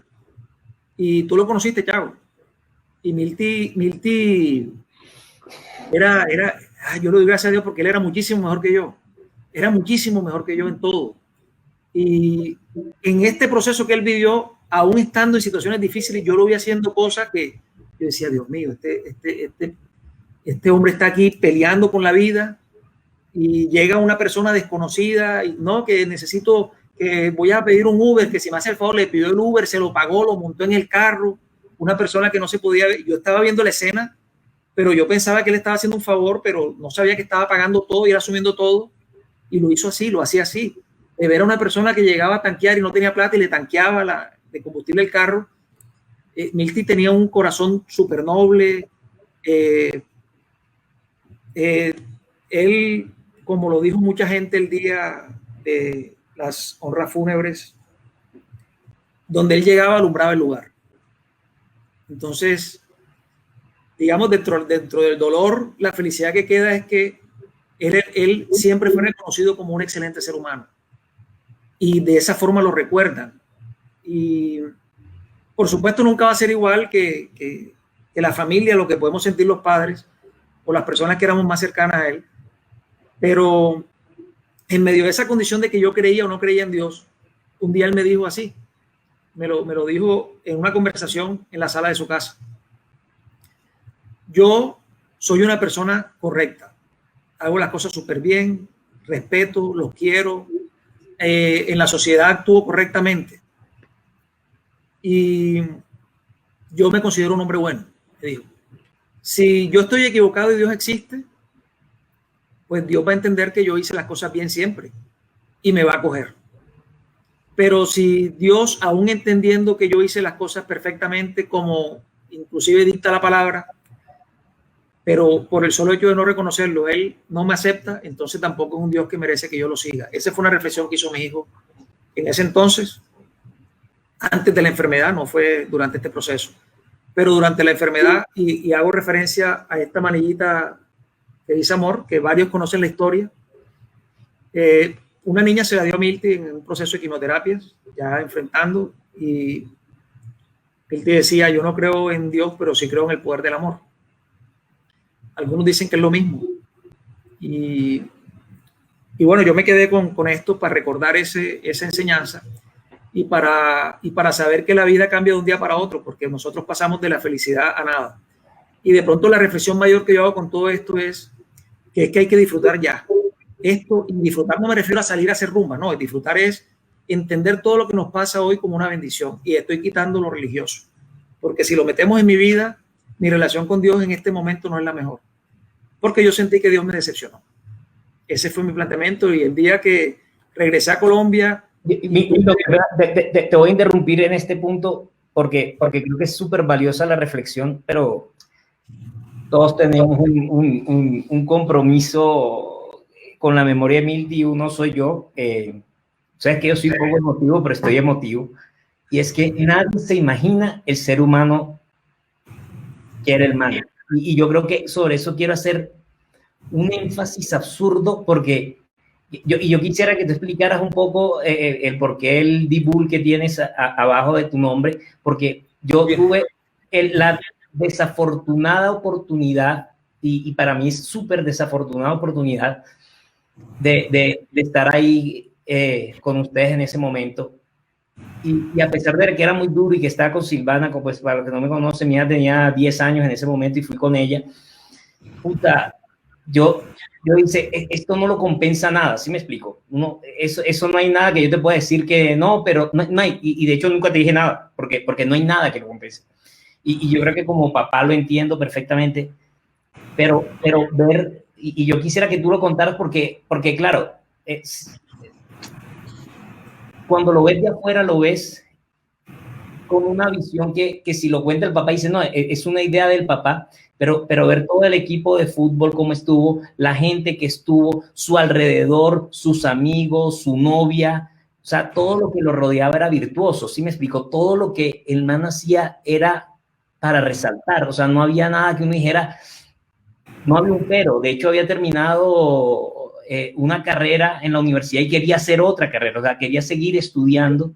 Y yo o sea, y lo digo porque creo que lo tengo que hacer y me siento bien haciéndolo. Es decir, este man era un personaje que yo creo que lo único que sí te dije en ese momento, honrarlo, es seguir la vida adelante, porque era un luchador, era un camellador, era un deportista, nadaba, era la mascota del equipo de fútbol, y ver cómo se llenó de gente y de afecto, y luego la nota que salió en el diario, o sea, hacerle una reseña a lo que el man significaba, yo creo que, y es el mensaje que quiero dar, y es que todo el mundo sepa cómo era, porque seguramente algunos te juzgarán cuando tú dices que la conversación tuya con Dios cambia, y tú sabes que yo, igual que mi conversación con Dios no existe, pero lo que quería resaltar es, puta, era un ser absolutamente maravilloso, de esos que uno dice, el mundo tiene pocos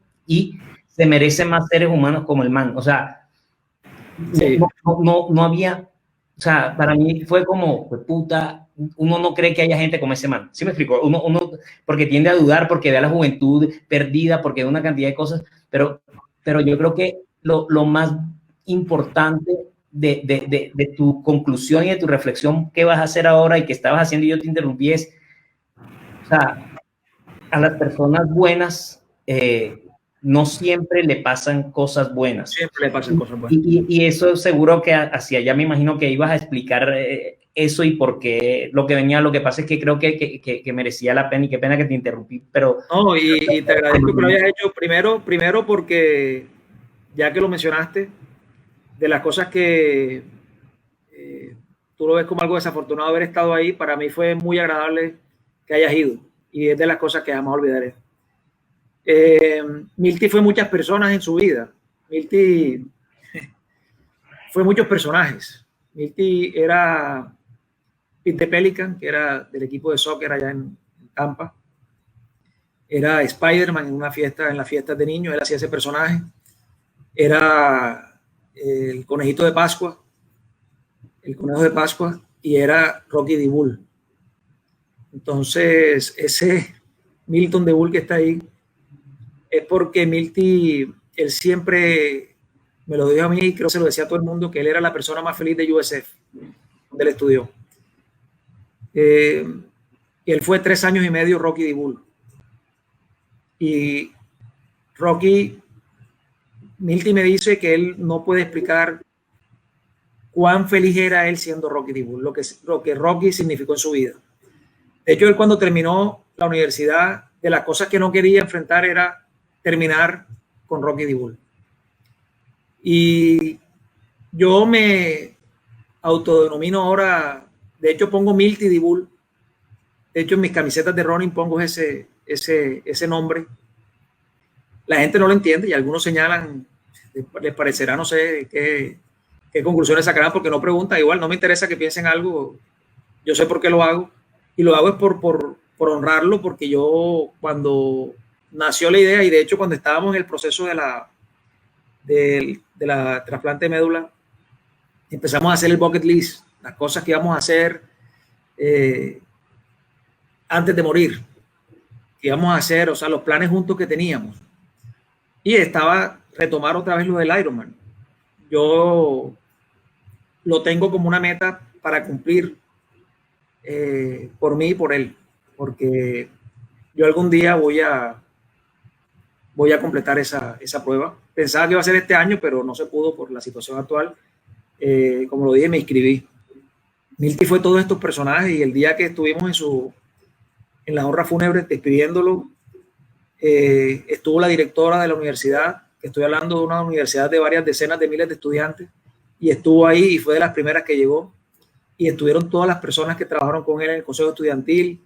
Él era el Chief Justice en el consejo estudiantil. Milty fue muchas cosas. Milty hizo cosas maravillosas, y las personas se acercaban, así como tú viajaste, Chago, estuvo Gaby, estuvieron muchos amigos de él, amigos y amigas que viajaron de otras ciudades dentro de los Estados Unidos. Por supuesto, la familia que viajó también a visitarlo y acompañarlo. Bueno, no me hizo saber, porque yo lo sabía que él era un ser humano maravilloso, pero me lo dejó saber de personas que, digamos, de fuentes desconocidas para mí, y con frases que eran, con palabras o con explicaciones que de alguna manera me llenaban el corazón en ese momento difícil, porque es difícil encontrar alegría, digamos, en esa situación, es muy, muy difícil. Pero cuando cuando yo vi lo que Milty significó en la vida de muchas personas y de la forma como lo despidieron, me hizo saber, confirmar lo que ya sabía, que tenía un hijo maravilloso, viejo, que tenía un hijo maravilloso y que lo disfruté poco tiempo, me hubiese gustado que fuera más. Dios tenía otros planes. Entonces, me dicen que algo mejor sale de esto. Yo, honestamente, ese planteamiento le suplico a la gente que no lo haga, ni a mí ni a nadie que se enfrente a esto. Porque uno no quiere nada cuyo precio sea la vida de un hijo. Así es. Entonces, después de esto, la reflexión más grande, Chavo, es que, digamos que yo, y se lo digo a las personas que trabajan conmigo, y se lo digo a los amigos, a los conocidos, es encontrar en lo elemental las cosas. O sea, no, la vida es simple, la felicidad es fácil de lograr, está en lo básico, en lo elemental. Y hay que vivirlo ahora, no hay que mega programar lo que quiero hacer o lo que quiero tener, porque no se trata de tener. No se trata de tener, se trata no de encontrarle un precio a las cosas, sino de encontrarle un valor a las cosas.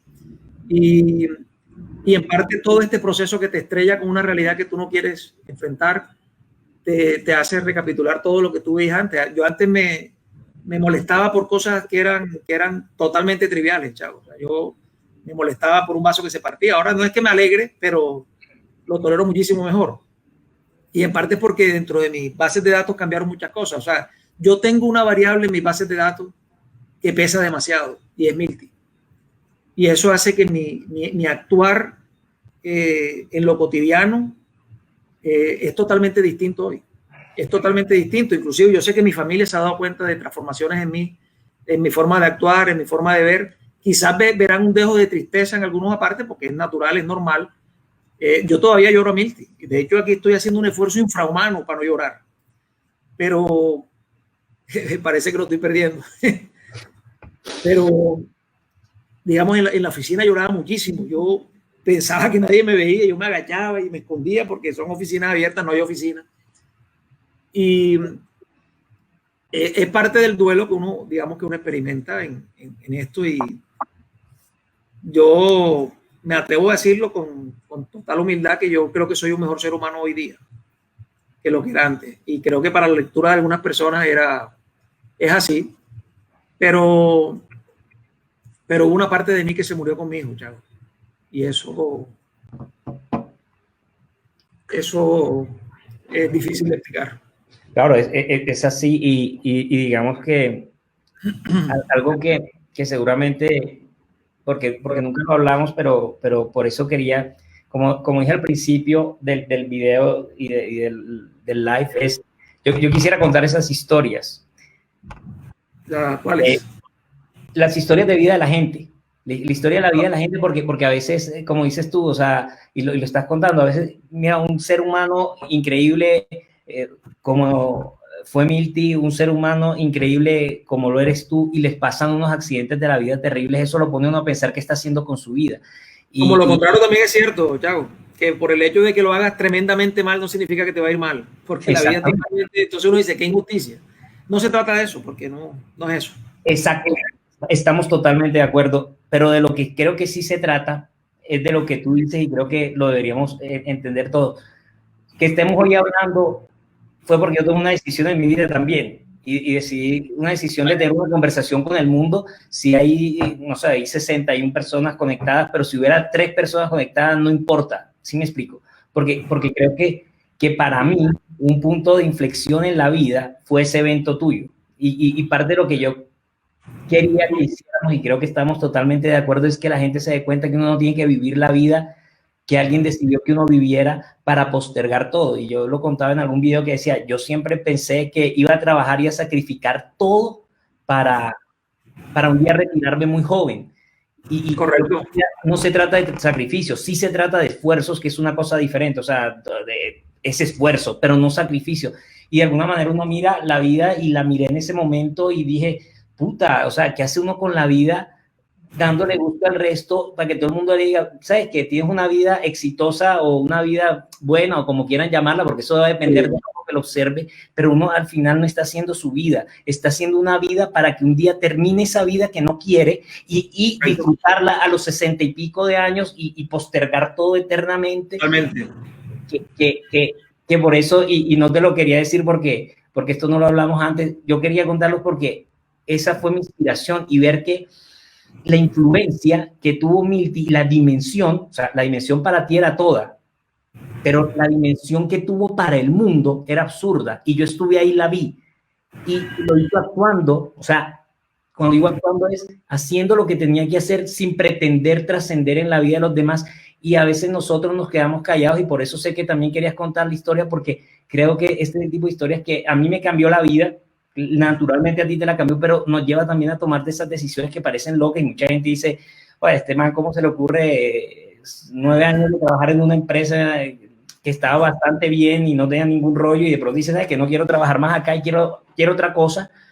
Y esa otra cosa es eso, es darme cuenta que, o sea, le está dando la importancia a cosas que no valen la pena y la vida pasa rápido. O sea, ahorita al principio nos reíamos mucho de hace 25 años y aclarando cosas y todo, porque ya pasó, el pasado no existe.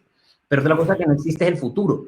Yo no sé si lo compartas y ahorita me dirás, pero el futuro tampoco existe, el futuro es incierto. Entonces, por mucho que uno crea que hoy yo hago bien y todo va a estar bien, el futuro no lo construyo yo, es un mundo lleno de accidentes que pueden, como dices tú, pasarle cosas buenas. Hay gente que ha delinquido y está en el AMPA como este señor, mierda, se me olvidó el nombre, Popeye, y al final se murió, fue un cáncer, o sea, y estuvo expuesto todo el tiempo, pero vivió hasta los 50 y pico de años, o sea, ahí hay poca relación en la causa-efecto. En consecuencia, creo que lo único que vale la pena es tratar, como dices tú, ser un buen ser humano, y yo creo que para todos Milty era una inspiración. ¿Sí me explico? Yo quisiera ser como ese man, no voy a poder porque no sé ni siquiera nadar.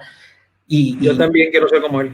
Pero una inspiración y quería decírtelo, por eso decía, para mí esto es emotivo porque tú no lo sabías, pero ver eso y dice, joda, uno poder hacer esto en 23 años, pues puta, y uno tiene 45 y lejos de cualquier ejemplo para nadie, de nada, pero yo creo que todos vale la pena correr el riesgo de ser feliz y de vivir la vida el día a día. Mañana veremos qué pasa.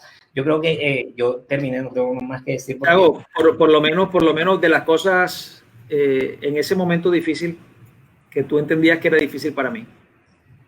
Tú hiciste algo que no todo el mundo hace, ¿ves? Y tú no te fuiste de vacaciones, o sea, sí, no. Es decir, tú no tenías unas vacaciones planeadas para Tampa. No. Tú estabas con tu hija y organizaste un viaje para acompañarme en ese momento, ¿ves? Y eso para mí tiene un valor, algo que no te voy a decir qué tamaño tiene, porque no encuentro, no sé cuál es la métrica que se utiliza ahí. Porque de gratitud, por supuesto que la hay, pero fue muy especial, viejo, verte allá, acompañarme en esos momentos y sé que no te gustaba y sé que la parte de emotiva no es tu fuerte ahí, pero para mí fue muy importante que estuvieras ahí. Y aquí delante de los 64 personas que están, te doy las gracias públicamente porque... No hay por qué. No fue un compromiso.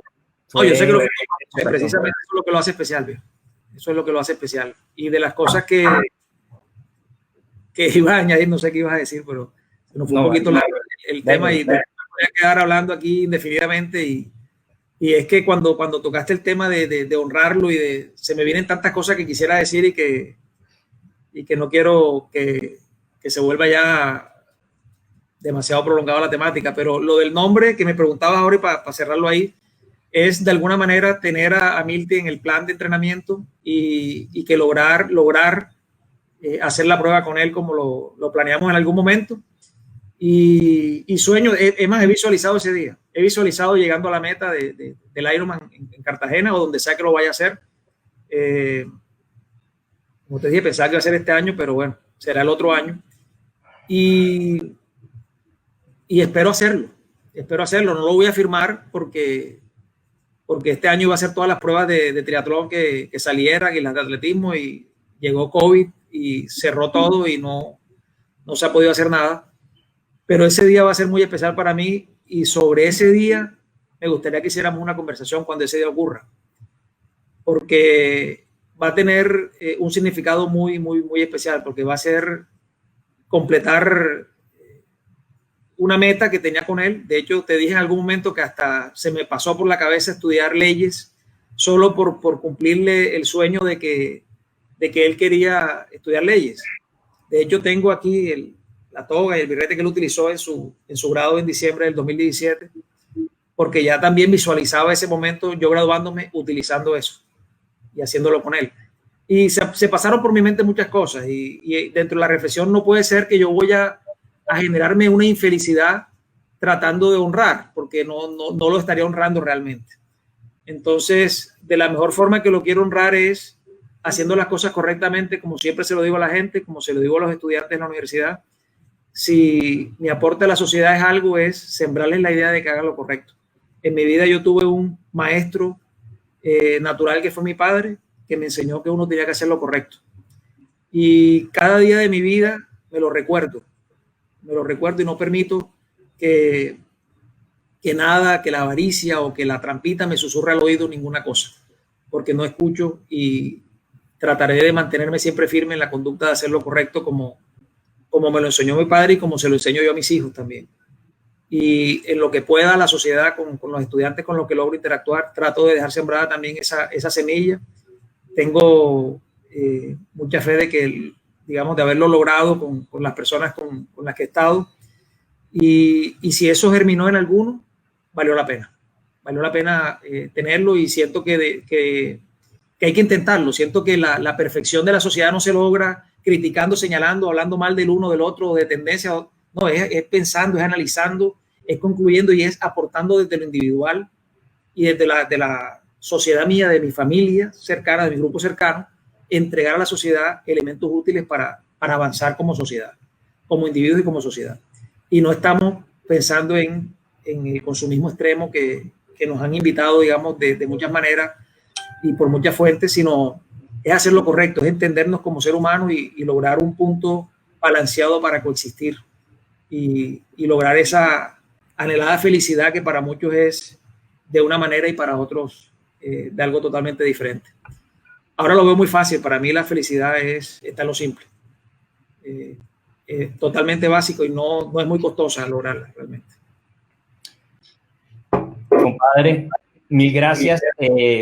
Estamos de acuerdo, digamos que gracias porque parte de lo que yo quisiera es que con eso que tú dices es el ejemplo, pero también otra cosa y después te cuento que yo dije, creo que vale la pena que lo exploremos y yo creo que es tener estas conversaciones con el mundo, con una, dos o tres personas. El foro no es lo importante, sino por lo menos atrevernos a tener esa conversación con el mundo de lo que de alguna manera, por las circunstancias que hayan sido, cada uno va encontrando que tiene unos sentidos. Y yo a veces, tú sabes un poco en lo que yo trabajo, y cuando hablan de transformación digital, digo, cuando quieres hablar de transformación digital en una organización y ni siquiera has entendido que eres un mal ser humano, ¿qué quieres transformar? O sea, tú das de lo que tienes adentro. Entonces, cuando uno dice, esta conversación viene de una conversación interna, y yo creo que vamos a tener muchas charlas más como estas, espero. Yo solo le pido disculpas a todos los que comentaron, porque yo estaba poniendo los comentarios, pero cuando entramos en este momento, digamos que me olvidé.